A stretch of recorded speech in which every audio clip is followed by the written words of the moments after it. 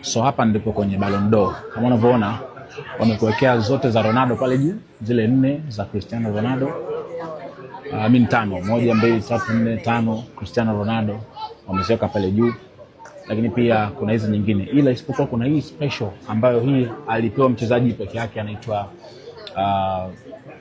Alfredo Stefano mwaka 1989. Ilikuwa ni kama sehemu ya heshima na nini, ndio Ballon d'Or pekee ya tofauti ambayo ilitolewa mwaka huu.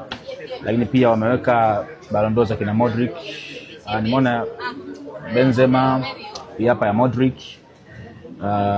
hii ya Ronaldo Nazario, mnakumbuka vizuri. Kuna Owen pale, kuna Figo, Luis Figo.